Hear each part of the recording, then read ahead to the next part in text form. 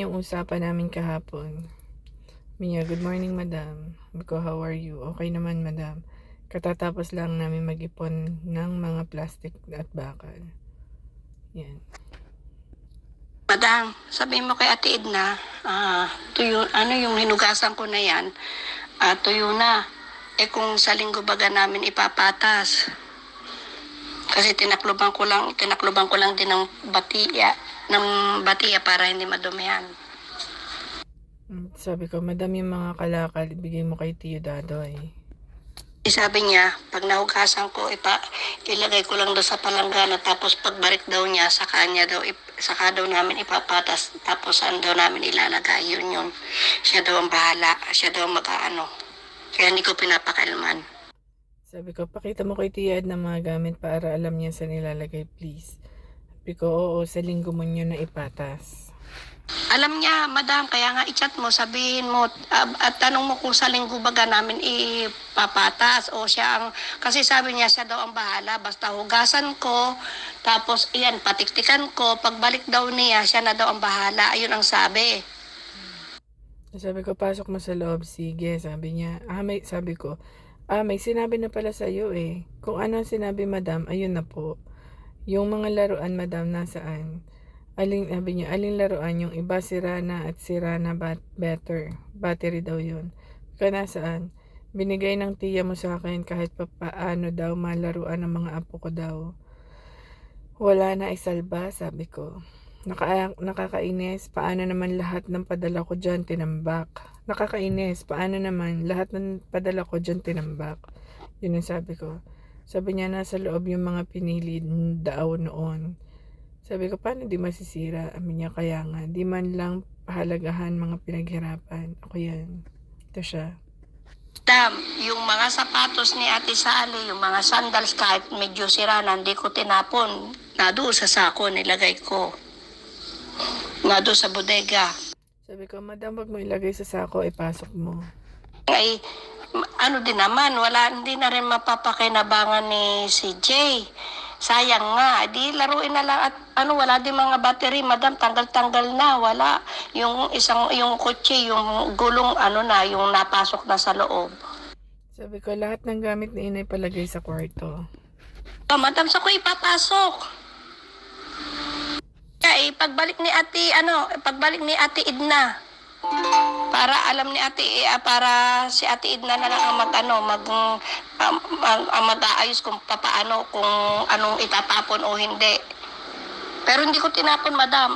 Pero may mga sapatos doon pang lalaki na hindi, parang kay Kuya Robin yata yun. Sabi ko, pag nilagay mo yan sa sako, parang nabaliwala ang linis mo. Madam, patingin nga please ng linis mo sa bodega. Walang itatapon na gamit ni inay. Hindi ko pa nililinis. Nakalagay sa mga kahon, madam. Huwag ka mag-alala na nakalagay sa kahon, tapos nilagay namin sa sako. So pag ni Ate Edna sa linggo, pupunta rin ako dito sa linggo, ako kami ng bahala ni Ate Edna. Saan ba ilalagay? Ilalagay ko yung sa taas. Kung gusto mo, lilinisin ko na at ilalagay ko doon sa taas, sa aparador, doon sa kabilang kwarto. Sabi ko, yun kay tatay itanong mo agad ano plano niya doon. Pag tinambak mo sa sako, walang saysay ang linis mo, madam. Kasi ayoko magbukas ng kung ano din yung binilin sa akin ni Kuya Ruben, hindi ako makikialam. Kasi sabi ni Kuya Ruben, nung naglilinis ako, nung nagkalis ako, sabi, basta daw yung aparador ni Ate Sally, hindi ko daw bubukas. Sabi ko, kung ano lang yung inutos mo, yun lang ang susundin ko. So, sabi niya, kaya pa. Madam, tatanggalin ko sa sako, tapos tingnan mo ha, sandali lang ha.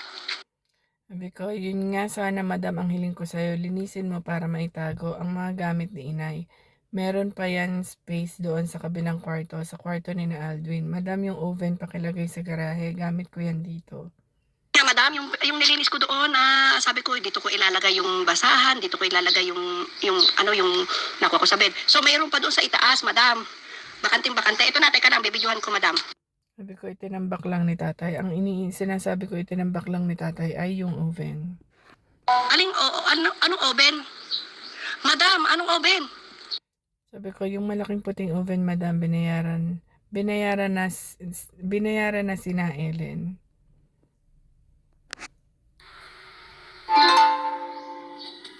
Yan lang yung Yeah, madam, pinapakita mga niya sa akin. sapatos. Ha? Ito lang ang kay Ate Sally. Yeah, madam, kita mo naman. Yan ang kay Ate Sally. Yan. Ang kahon hindi na pwede, madam, basayan. O, yan, madam. Yan lang kay Ate Sally. So, ito, hindi ko alam. Ito, oh. Maganda pa rin yan. Tatabi ko yan. So, ito kay Kuya Ruben. Kasi, tilang mo itsura, oh. Alin ba ang ano? Kita ko ang oven sa tabi ng washing machine, madam. Madam, ang oven, wala na, wasak, wala na yan, sira na. Aring malaking puti na galing sa galing sa Bukit Bodega. Aanin mo pa yun, madam, ay sira na. Nung binuhat namin ni Erin, wala na, tumaas na yung ano, wala na, madam, sira. Pinagbahayan na ng mga daga, hindi na pwede. Ayan yung oven. Sabi ko, madam, linisin mo lang lahat, please. Tapos pinapakita niya dito sa akin yung oven kung gaano kasira. Tapos sabi ko, yung mga sapatos ni inay ay akin yan. Because siya talaga, ang ayos, ang sinasabi ko dito ay tungkol sa oven. Sabi ko, siya talaga, ang ayos niya nung pinadala ko dyan. Alin ang lilinisan ko lahat ng sapatos? Lilinisin ko, re. Sige, ipapatas ko muna doon. Pero itong kay Ate Sally, hindi pwede na basahin. Pupunasan lang, madam. Tapos sabi niya, anong gagawin si Rana? Tapos ang sabi ko ditong nakakainis, yung sa oven. Sabi ko, picturean mo lahat ng pambabaeng sapatos para sabihin ko sa'yo alin ang itatago at itatapon. Ipapakuha ko kay Tio Dadoy ang oven. Naiiyak ako sa oven, madam. Gamit ko yan dito. Yoko na magpadala dyan. Ano ba yung ginagamit natin ng pagluluto noon? Lahat na nasayang. Ang dami pa nawawala. Tapos sinagot ko siya dito. Ano ba yung ginagamit? Sabi ko, oo, yes po. Madam, huwag ka na nga magpadala kasi una-una wala ka naman dito. Pangalawa, sino ba naman gagamit? O, papadala ka pa. Saka ka na lang mag-ipon kung magpupurgod ka na, madam. Ako sa'yo, madam, mag-ipon ka na lang ng pira para pag uwi mo, may mag-isip ka ng negosyo. Kasi mahirap din yung sasabihin, nag-abroad. Uuwi, walang negosyo. Maigi pa yung ibang kahit hindi nag-abroad, may negosyo. Natanang ko yan dito, nung dumating ako, umalis daw ako walang pera, dumating daw ako ng pera. Sabi ko naman, kung alam lang niyo ang sitwasyon ko. Ayan, pinapakita niya sa akin yung mga sapatos. Madam, yung kulay pula, itapon na. Ang maayos, 1, 2, 3, 4.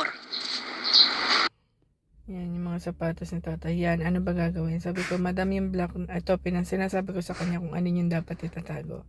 Madam yung black na may stone at gold na may stone ang itatago mo, madam. Si madam yung pang lalaki, kung ihugasan ko rin ng aano yan, tapos hindi rin na isusuot, ano pang gagawin ko di yan? Itatambak mo lamang para ako mag-ano naman ang mga daga, ipis, o bituki, butiki. Itapon mo na yung iba. Huwag ka na makinig kasi eto, sinasagot ko siya doon sa drama niya na yung may nagsabi daw sa kanya. Kaya sabi ko, huwag ka na makinig kasi sa sabi-sabi, wala naman sila alam sa buhay natin, madam. Bilugan mo yung itatapon at bilugan mo yung itatabi. Tanga, diba? Paulit-ulit. Sabi ko, di nila alam ang stress natin dito bago kitain ng pera. Nalulungkot lang ako at binasura lang nila yung mga pinaghihirapan natin. Ang sinasabi ko dito ay tungkol sa oven. Kaya pa, madam, ay sila nga oo nga, may negosyo, nakapagpatayo ng bahay. No, kumain na lang ako kung saan galing ang pera. Hindi nga ako nagtatanong, sila rin may nakakapagsabi lang sa akin. Ito naman, sinagot ko sa kanya, binili ko sa kanya yung sapatos. Sabi ko, tanong mo kay tatay yan. Ang ibig sabihin yung mga sapatos, tanong mo kung anong gagawin. Kaya pa, naku, madam, si Cecil ganyan din, yung mga padala kong mga damit, mga ano, naku, madam, dami ko rin na itapon. Diyos ko po. Sabi ko, linisin mo mga sapatos niya. Sabi niya, sige. Kasi ito, bilugan ko daw yung itatabi. Ito, sabi ko, yan, itago mo. Binilugan ko dito yung mga itatabi. Yan. Itatapon ko na yung iba, ha? Sabi ko, wag mo itapon, bigay mo kay Tio pang kalakal. So, pangalawang kalakal na yan, yung sapatos. Ito naman yung sapatos ni Aldwin. Sabi niya, maganda pa. Sabi ko, kay Aldwin yan eh. Walang sira, tatabi ko. Sabi ko, pamigay mo na. Pero, wag sa looban at puro chismosa doon. Kung gusto mo, iyon na. Kung ayaw mo, ibigay mo kay Tia Adna. Wala ba dyan si tatay? Tanong mo anong gagawin sa sapatos. Wala din ang tatay mo umalis nung kanina, na dito, makatambay, nagkape. Nung naglilinis na kami ni Ellen, umalis. yata si Kuya Kuya Regal ba ito? Si Kuya Dando? Kuya! Andito na si tiyo mo. Sabi ko, baka nakain dun sa kanila. Yung kasi sinabi niya na nawala daw si tatay umalis. Sabi ko, baka nakain dun sa kanila. Bigay mo yung mga, sabi ko sa kanya, bigay mo yung mga panapon. Bigay mo yung stand ng computer. So, pangatlo na to, oven, stand ng computer, at saka mga sapatos. Di ko alam ano pang meron dyan, madam. Yun na nga, madam, kukunin na daw niya. Baka daw mga ilang hakot. Pinapatanong ni Kuya Regal kung kanino daw ibibigay ang bayad. Hindi na ako nang bahala. Nandito naman ako, tsaka nandito si Kuya Regal. Sabi ko, may laman pa baga ang bodega. Madam, wala nang laman. Ang laman na lang ay mga timbangan ni na Kuya Ruben, yung mga gamit ni Kuya Ruben, tapos wala na. Rep. Yung washing machine, madam, kanino ba gayon? Bibili na lang daw ni Ellen. Sabi ko, pakita mo muna sa akin, madam, at baka may makasamang di panapon. So, yung sa washing machine, sabi ko, tanong mo kay tatay. Madam, lahat ito ay panapon na at nakita na ito ni Ate Edna. At malalaman naman ni Kuya Regal kung panapon o hindi, sasabihin ko sa iyo, ha? Andito naman ako, huwag ka mag-alala. Sabi ko, ang washing machine, madam, picturean mo ang bodega, please. Tingnan mo ang ref kung nagana pa. Madam, bibidyohan ko. Hindi ko alam kung ba't ko sinabi yung ang washing machine. Madam, bibidyohan ko, sandali. Yun, nag-gets ko na. Tanong mo kay tatay ang washing machine. Sabi ko, kung hindi, itanong mo kay tatay anong gagawin doon. Babahayan ng mga hayop yan. Madam, bibidyohan ko ha, sandali lang ha. So, ito, binidyohan niya ang... Madam, ayan na lang natira. Sikat baka may sawa. Ayan na lang. Tapos, ito. Iin ko na nga sana yung orakan na yung kahit ano't lilinisin ko at lalagyan ko ng damit, madam. Ay, ano ito at mapayata ito, ano ba gare? Madam, ano yung sinasabi mo mga diploma ko? Patingin nga, huwag mo dyan ilagay kaya sa sa bodega kasi pang loob yun ng bahay. Patingin nga, please. Sabi ko, ibigay mo yan kay Tiyo. Ibig sabihin, ito ibigay mo kay Tiyo. Kasi panapon yan. Tsaka akin din naman yan.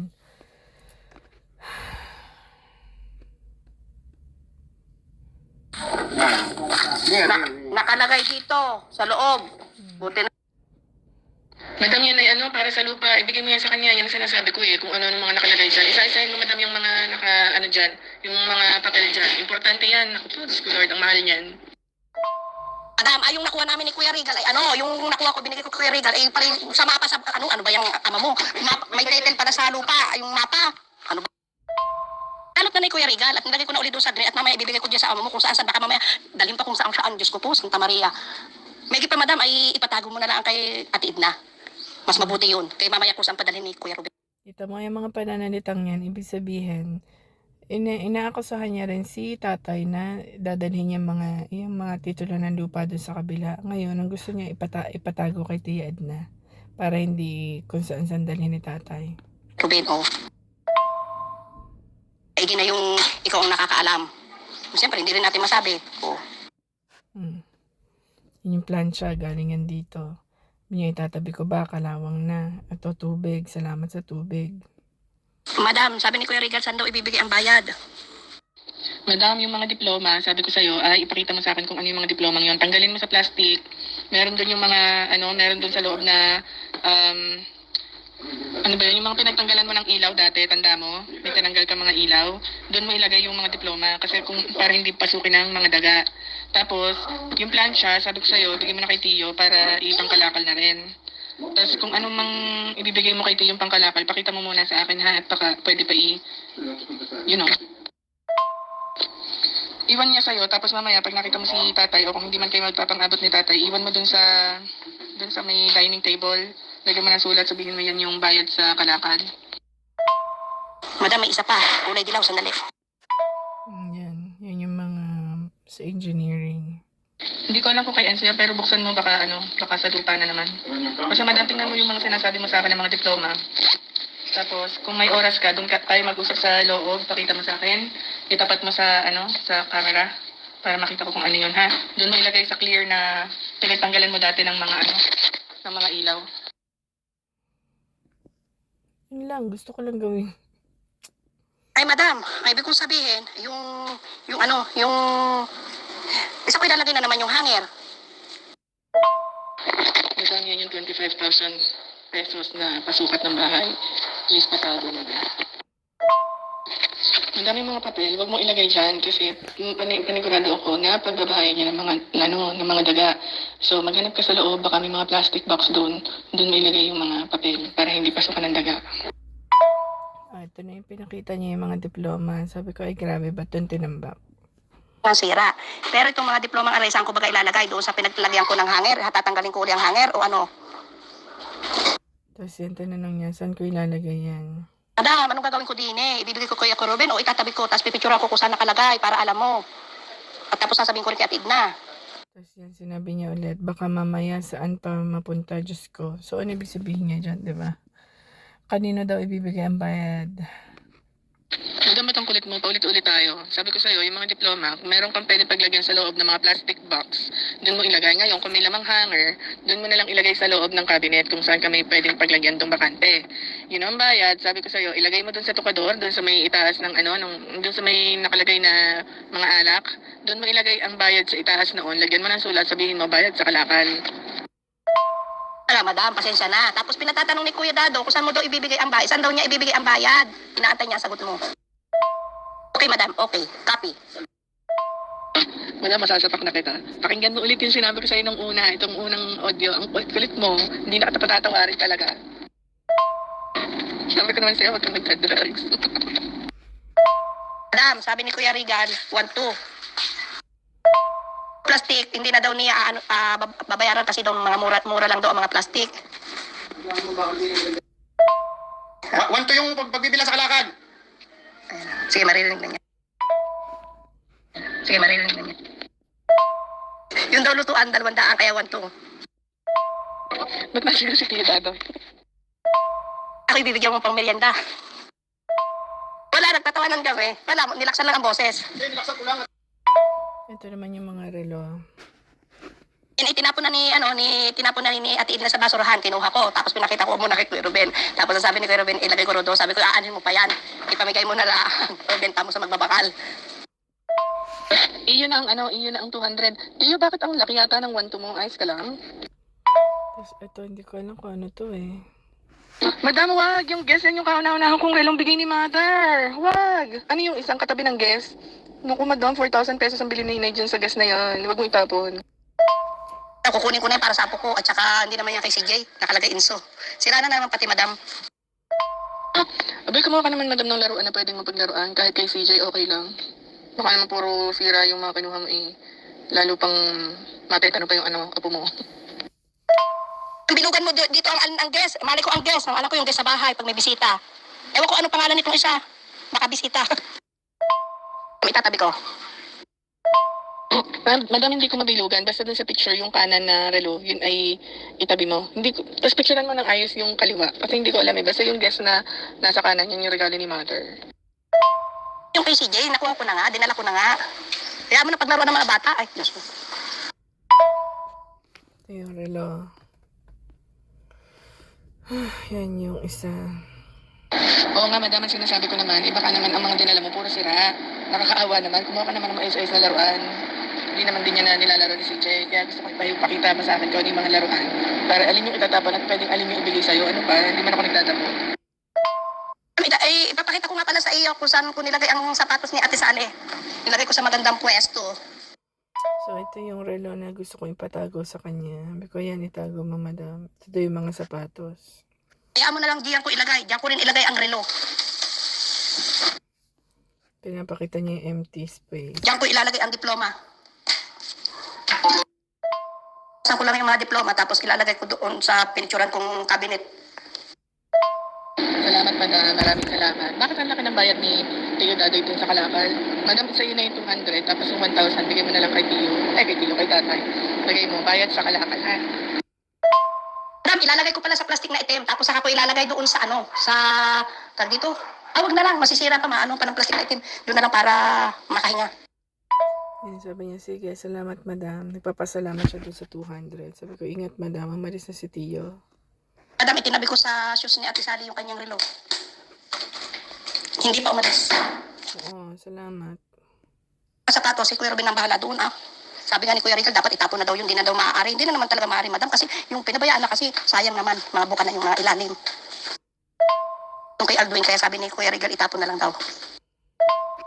Madam, ilagay mo dyan sa itaas ng sa lamesa, yung mga sapatos niya, yan siya mag-decide. Tapos tanong mo sa kanya, bukas, di ba, babalik ka naman. So pag nakita kayo bukas, tanong mo sa kanya, anong gagawin ko dito sa sapatos? So yung mga itatago niya, yung ikikip niya, yun lang yung linisin mo. Tapos yung the rest, kung ayaw niya nang itago, itapon mo na. Huwag mo na linisin. Madam, saan ko itatago yung title ng lupa? Title daw yun ng lupa eh. Mamaya ko saan pa madala ni Kuya Robin. May na yung ako ilalagay. Nga, nilagay nga doon sa bodega, doon sa may urukan. Yung trolley ni itatapon na rin. Ibibigay ko na rin kay Kuya Regal. Anong trolley? Hindi ko kasi alam kung ano yung sinasabi mong trolley, madam. Yung titulo ng lupa, hindi ko maintindihan kung bakit siya nasa bodega. Ilagay mo dun sa loob ng cabinet, madam. Nagigigil ako. 25,000 yung patitulong yan. Hindi yan piso, ano ba? Ito yung... Madam, gusto kong hingin sa'yo yan, lagayan ng damit ko. Lilinisin ko na lang, kaysa nakatambak din, masisira din, itiklapan na yung balat. Madam, mamaya pa ako uuwi, at saka, madam, wala pa siya, at saka, madam, talaga tinapon ko na. Ano pang silbi noon? Ay, Diyos ko, sasabihin noon, itatapon na rin. Wala na, madam, mabukan ng ilalim. Kahit nga si Iker, dito si Iker kanina. Tinignan na nga, pati nga yung kay Alvin, sabi nako, itapon mo na yung tutang at nakakahiya at isuot. Pag nilakan mo, matatanggal pa. Sabi nga ako sa kanya, sabi ko, pero Ben, pag hindi ka dito tutulog, magsabi ka sa akin na, at pag itutulugan ko rin bahay. Sabi niya, nung bagang nagsalita lang ng baka ayaw din naman ni Kuya Robin na may tutulog din sa bahay. Ewan ko lang din. Tamari bagang trolley ni si Jay, bagare? Kanina yan, may nakain na ng daga. Sabi ko, madami yung may laman yata yan na tools. Ibig sabihin, ito, kasi hinihingi niya. So sabi ko, baka may laman na tools. Sabi niya, wala, yung isa meron. Ito daw ang meron. Yan meron. Sige madam, go kunin mo na. Wala ka naman bahay. Saan mo ilalagay? Tapos ito yung barong ni Enzo. Kanina yan, sa tabihan, sabi niya. Yung barong kay Enzo yan. Yung stroller madam, baka kaya mo linisin, sayang naman. Sabi niya, anong gagawin ko? Sige, pinadala ko yan kay Jamie, tinambak din pala dyan. Sabi niya, linisin ko. Sabi ko, sige, linisin mo madam. Oo. Kita mo mga pag-aaksaya. Ang sinasabi ko naman dito sa pag-aaksaya, yung stroller. Sabi niya, kaya pa, nalulungkot ako, ang daming perang nasayang. Yung barong, anong gagawin ko? Sabi ko, Madam, yung barong try mo kaya, baka kasya sa liit. madam, tawagan mo ako sa boat team. Madam, anong number ni Ellen? Sa kanya ko ipapatawagan ang delivery kasi nagpa-deliver akong pagkain. Sabi niya, madam, may problema. Sabi ko, anong number ni Ellen? Sa kanya ko papatawagin. May number ako. Anong number mo? Dalian mo para ma-order ko na. So, ito yung number niya. Tapos natawag siya sa akin. Sa'yo ko patatawagin ha. Ibig sabihin, kasi nagpa-deliver nga ako sa kanya tatawag yung delivery. Di ko alam baka kasi umalis si tatay. Sabi niya, tawag ka. Dito na boss ko, madam, may signal ka. Sa'yo ko patatawagin ha, yung delivery. Ito siya. Madam, tawag ka na. Sabi ko, natawag ako, madam. Madam, umorder na ako. Number mo binigay ko. Oo, okay. Sabi ko, tas yun na, tinawagan ko siya. Sinabi niya na may kagulo na nga daw sa bahay. Sabi ko, nakakakalaw kaya mga ganap niyo. Nahihiya ako kay Tiyo Dadoy. Sabi niya, wag mo kasing lampasan tatay mo. Anong gagawin natin? Madam, hindi kita maintindihan. Anong nilalampasan? Siya naman ang nagpapalinis niyan. Ano bang panlalampasan ginagawa ko? Hindi ko rin maintindihan. Kasi madam, ang tinanong niya lang sa akin, yung huling yung huling makina. Kung nga na rin lutuan, saglit. Sabi niya, kawawa naman, paano ang bayad? Nga, madam, ibig sabihin, parang nalalampasan siya. Ewan ko, baka madam, hindi. Sabi ko, kinuha na nga ni Kuya Regal yung siya naman sabi niya, ibebenta, tapos ngayon, hindi, ba? Tapos ko, madam, kaya mo na. Ito, hindi ko alam, yata yan, generator, tapos yan, ito try siyang tumawag. Yan, bakit ako nalabas na ha? Para kinakawawa ko sa tatay ngayon. Anong ginawa ko, madam? Di ba sabi ko sa inyo, bago kayo maglabas ng mga gamit, bago kayo magtapon, picturean mo. Di ba yun? Hindi ko alam kung ano mga kinuha. Kaya nga sabi ko sa inyo, ang pinapabigay ko lang kay Tiyo Daddy, di ba? Yung mga, bigyan mo yung yung overhead. Kasi sa akin yan, hindi ko alam yung mga kinuha ninyong lahat. So bakit ako nalabas na parang kinakawawa ko na naman yung tatay ko? Ano naman ginawa ko, madam? Kuhon ka naman yan, wala nang katigil-tigil. Alam naman niya na may mga ganyan, putang ina, madam, ako'y nanggigigil na ha. Hindi ko na alam kung anong gagawin ko. Lahat ng galaw, ako ang may mali, ako ang may mali. Mo naman ibibigay mo kay Kuya Regal.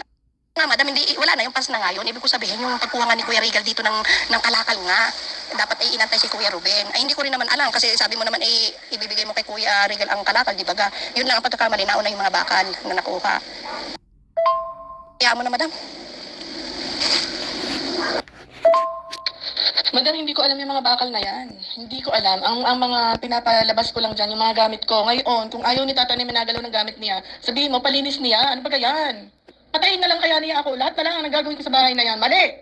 Sabihin mo, isumpalan niya ako bilang anak niya. Lahat na lang ang gagawin ko mali. Isumpalan lang niya ako. Putang ina.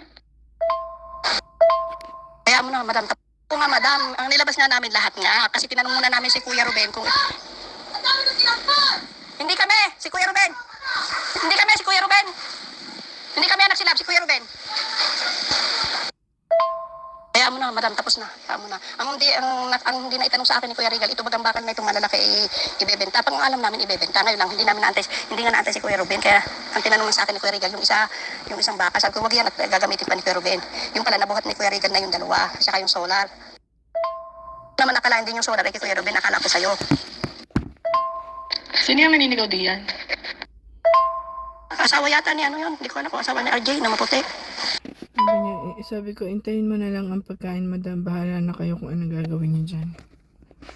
Madam, di ba tinanong mo sa akin kung bakit napunta sa bodega ang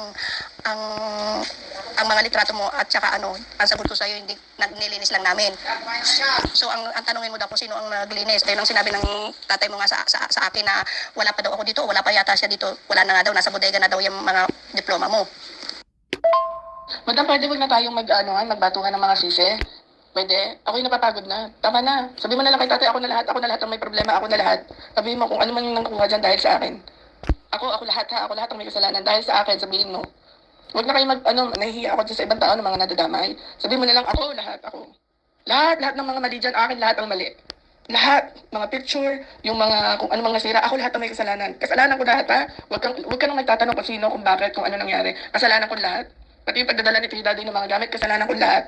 Ha? Yung sinasabi niya na binabypass ko, sige na, binabypass ko na. Okay na, kasalanan ko ng lahat. Pero huwag na kayo mag-isip kung sino may kasalanan. Ngayon, pagdating mo dun sa looban, sabihin mo na kasalanan ko lahat, ipamalitan ninyo kung gaano kasama si Alpamay bilang anak, bilang kapitbahay, o kung sino, bilang tao. Ako na.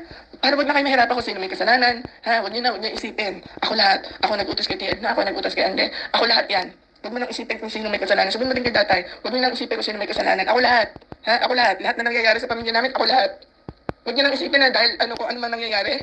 Sabihin mo sa kanya, si Mayho, lahat na may kasalanan. Akin na lahat. Huwag ka na mag-isip ng ibang tao. Akin. Ako lahat. Ha? Ako. Walang iba kundi ako. Sabi ko, wag mo na ako tanongin tungkol sa bahay, madam. Mula ngayon, wala na akong pakialam sa bahay na yan. Bulukin na lang yan, maigi pa. Madam, pagdating ng pagkain, baka tawagan ka. Sabi niya, oo, madam, salamat. Naano rin ako sa salita ni Kuya Ruben, madam. Madam, kung papayag ka raw na, imagine mo, in the middle of the chaos. Madam, kung papayag ka raw na bayaran ni Ellen yung washing machine kasi papagawa pa raw niya. Sabi niya, hindi naman kami ganon.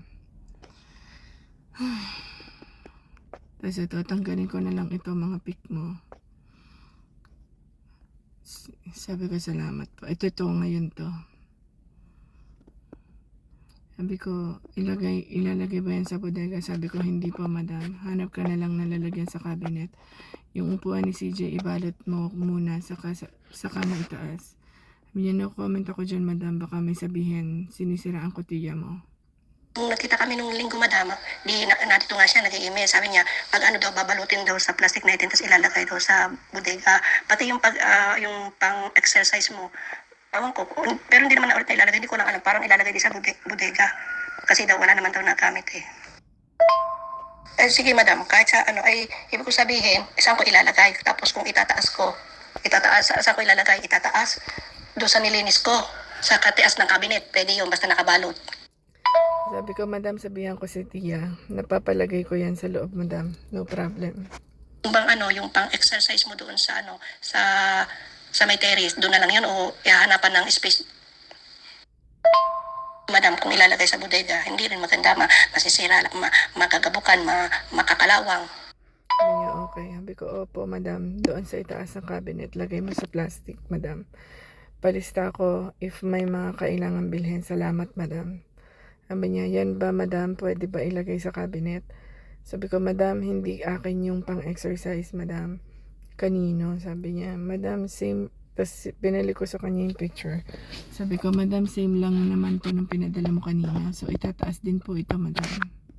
Madam, anong kailangan bibilhin? Wala naman, madam. Basta may pa yung plastic ng basura lang, yung itim. Pero hanapan ko ito dapat doon sa plastic na itim na malaki. Yung isa kasi maliit. Pambasura lamang. Tinatanong niya kung para kanina daw yung pang-exercise. Sabi ko, tanong mo kay Kimberly. Alam mo pa naman yung asawa ni RJ, naku, ngaling sinigawan kaya kami kahapon. Narinig mo naman, sabi mo, sino sumisigaw. Nakarating pa kay Cecil, hindi mo ba alam? Sabi ni Cecil, nasigawan kayo ni Kim? Sabi ko, sino Kim? Si Kim, yung asawa niya. Sabi ko nga kay Cecil, sabihan mo siya bago siya manigaw, magtanong muna. Paano nakarating kay Cecil ang balita? Bilis ang balita dyan. Sigurado yung eksena dyan nasa kahapon, nasa release na. Madam, sorry, bili ka ng magpabili ka ng malaking yung itim na basurahan. Kasi hindi naman pwedeng ilagay sa sako, madam. Ang pangit pag nilagay mo yung sa sako para nang nasa bodega na rin. Yung plastic na lang na itim, madam. Pabili ka kay Atin na. Naman, nabiyahe naman ang asawa, no, magpabili ka na, sabi mo yung malaking basurahan na itim. Para yung iba, ilalagay ko rin sa plastic, tataas ko dito sa cabinet. Para kung maghanapan man, iisa lang yung paglalagyan ko. Sabi niya hindi daw nakarating sa release. Sabi ko kay Cecil, bakit mo naman alam ang chat sa akin? Ganito pala dito. Madam, lagyan mo ng label yung mga naka-plastic para di mahirap maghanap. Anong sabi? Naku, ako na naman ang sisisihan. Hindi pa naman kasi magpabili ka na ng plastic para pag lahat na itong pinicturan ko sa iyo, hanggat magkakasya doon, para isang hanapan na lang. Tapos yun naman dito sa gitna, ayun yung mga picture na pinatanggal mo at saka diploma. Kaya nga yung malaking picture nakatayo nga kaya imposible hindi mababasag. Huwag lang yung pakailman. Makisali, sabi ko ganyan. Tapos sabi ko, ikaw bigay may sinabi kay Ate Alpa mo na may anak si Kuya Ruben, ikaw nakikisali ka. Kung ka makikisali, kung anong man ang iaano sa iyo yung asawa ni RJ. Tapos itinanong ko lang siya, madam, ikaw ba kayo naulit mo kay may anak si Kuya Ruben?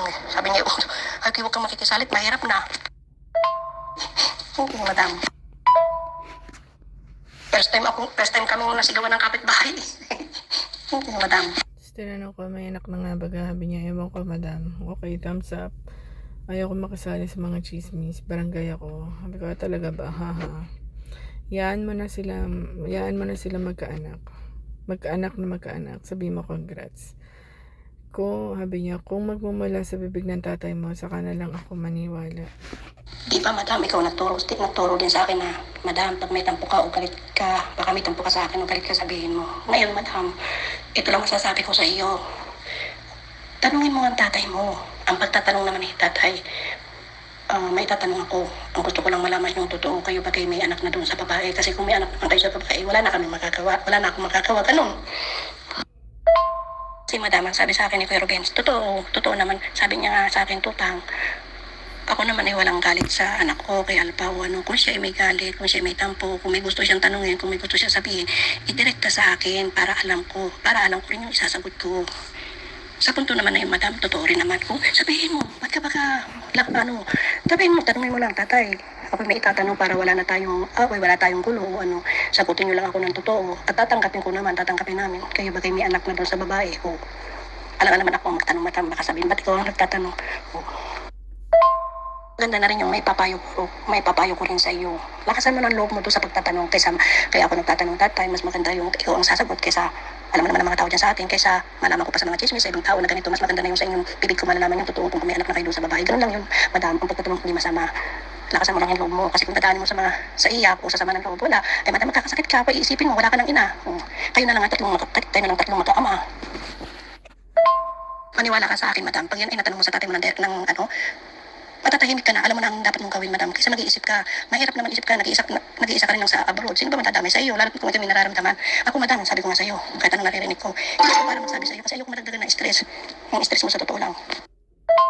Ang kagandahan na ipapayo kung mag-usap kayo mag-ama, sasabihin mo lang naman na sasabihin mo lang naman, madam, tatay ako may tatanong, ayoko malaman sa iba, mas maganda rin sabihin, kayo magsabi lang kayo ng totoo, kayo ba kayo may anak na doon sa babae, magsabi lang po kayo ng totoo. Tapos madam, yung dadamdamin mo, alam mo na ang gagawin mo, kung may anak ba ka, wala, alam mo na ang gagawin mo sa sarili mo, wala na tayong magagawa, kailangan doon sa bibig ng tatay mo malalaman, huwag ka muna magsabi-sabi, sabihin na natin totoo, huwag ka maniwala, siyempre, mamaya, hindi naman pala anak kung ganito, mas maganda madam, direktahin mo.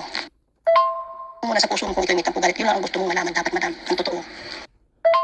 Huwag ka nang magtatampo sa akin, madam. Ayan lang ang magandang may papayo ko sa iyo, madam. Hindi naman pangit yung payo ko sa iyo. At least, madam, luluwag din yung damdamin mo pag nalaman mo na kung talagang totoo o hindi. Siyempre, ang tatay mo aamin naman yan. Kung wala o meron. Yan lang may papayo ko sa iyo, madam. Yun sa akin, madam, payo lang. Sabi ko, salamat, madam. Usap tayo, tatay, may tatanong. Madam, maniwala ka sa akin. Huwag ka kasi makinig sa iba. Maniwala ka sa akin. I-chat mo ang tatay mo. Sabi mo, tatay, mga isang araw mag-usap tayo. Alam mo, madam, ako'y naiiyak sa problema ninyo. Sa totoo lang, naawa ko sa iyo, naawa ko ikaw, Robin. Tatatlo na lang kayo, dapat magkasundo. Kahapon nga nag-uusap nga kami, madam. Sabi ko, dati si Alban, hindi naman ganyan ang ugali. Ano nangyari na? Sabi ko, Kuya Robin, tatatlo na lang kayo. Dapat magkasundo man lang kayo mag-aama. Sabi ko, ganyan. Kaya yun lang ang may papayo ko sa iyo, madam. Sabihin mo mag-usap tayo, tatay, may tatanong lang ako, yung totoo lang. Yun lang naman, madam. Kasi ang sinasabi sa akin ni Kuya Robin nga, kung ikaw may tampo, kung may gusto kang sabihin, kung may tatanong ka, idirekta mo sa kanya. At sasagutin ka naman ni Kuya Robin. Yun lang ang sinasabi. Wala naman akong saman loob kay Elpa, wala naman akong galit. Ewan ko kung bakit siya nagagalit sa akin. Sabi ko nga, madam, unawain mo na lang, Kuya Robin. Siyempre, baka hindi pa niya matanggap ako. Sabi ko nga, madam, hindi naman sa pag-ano, madam. Bagang magkasundo kayo mag-ama. Mahirap, madam, yung may galit sa isa't isa baga. Ayun na lang ang gusto mo talaga, madam, malaman. Kausapin mo mahinahon at sasagutin ka niya. Tapos ito yung sagot ko, hello, madam, nagpa-deliver na ako ng garbage bag sa Friday and the thing. Binigay ko number mo sa delivery. 1 garbage bag, 1 kalaykay, 1 garbage bin para sa labas ng bahay. Tinapay, yan. Yan ang sagot niya. Wala na kwenta yung iba.